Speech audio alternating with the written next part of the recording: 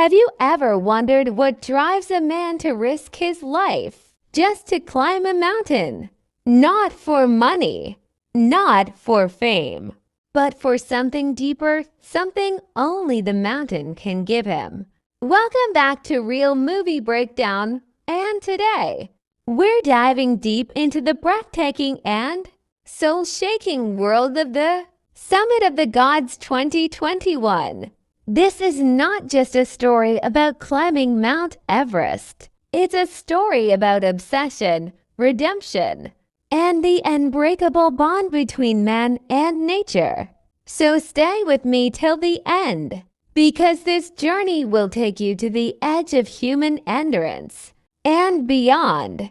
Let's begin. The film opens with one of the greatest unsolved mysteries in mountaineering history: the disappearance of George Mallory and Andrew Irvine during their attempt to climb Mount Everest in 1924. For decades, climbers and historians have asked, did they make it to the summit before they died? The only possible proof could be a camera Mallory carried, rumored to contain photos of their final moments. If that camera were ever found, it could rewrite the history of human achievement. Cut to present-day Japan, where our protagonist, Makoto Fukumachi, a photojournalist and mountain enthusiast, finds himself chasing that very mystery. During an expedition in Nepal, Fukumachi spots a mysterious climber holding what looks like Mallory's lost camera. But before he can confirm anything, the man disappears into the crowd. Later, in a Kathmandu bar, he hears whispers. The man's name is Habu Joji, a legendary Japanese climber, once known for his unmatched skill, who vanished years ago after a tragic expedition. Curiosity turns into obsession. Fukumachi begins his hunt for Habu, not just to find the truth about the camera, but to uncover what drives a man to throw his life at the mercy of a mountain. Through flashbacks, we learn who Habu Joji really is. Once a national hero in Japan's mountaineering community, Habu was fearless, disciplined, and obsessed with perfection.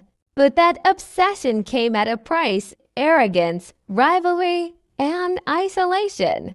After a deadly accident during one of his climbs, where a teammate dies, Habu is blamed and disgraced. He disappears from the public eye, but instead of quitting, he keeps climbing alone in silence, haunted by his own demons.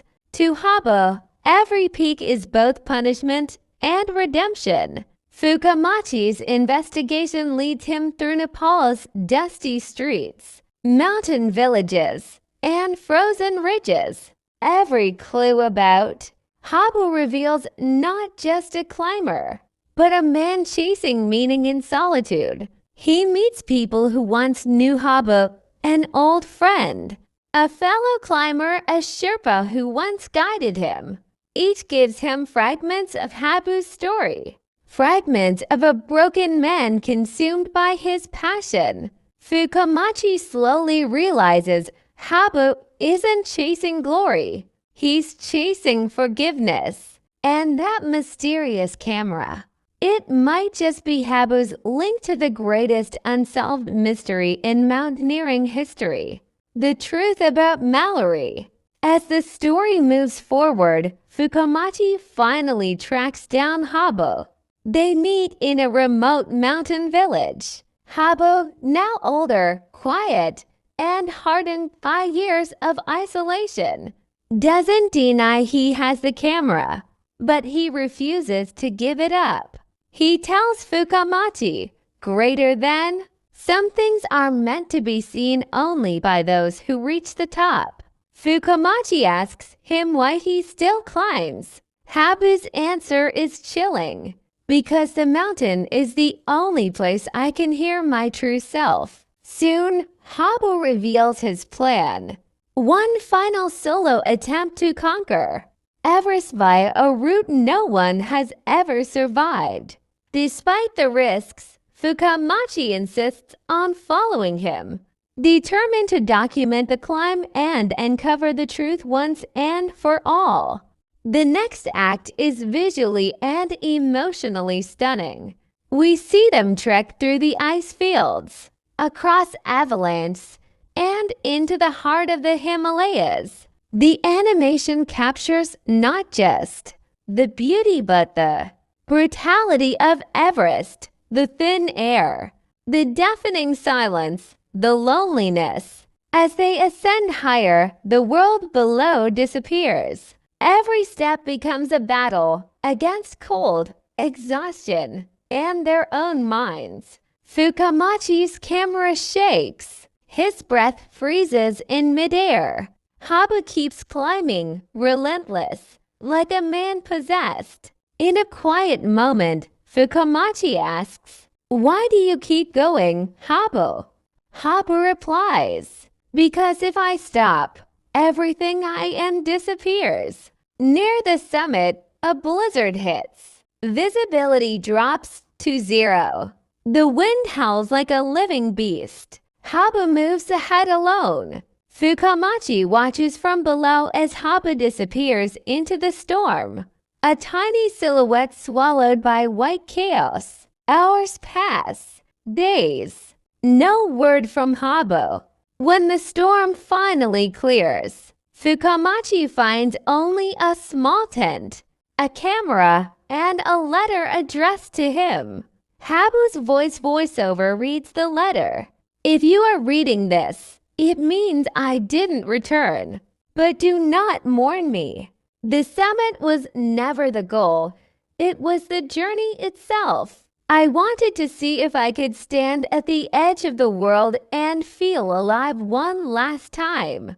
The mountain doesn't forgive or reward. It just exists. But on its slopes, I found who I truly am. The letter ends with a simple line, "Greater than." If you find the camera, let the truth rest with the mountain. Fukamachi returns home. He develops the film from Habu's camera, but the film is damaged.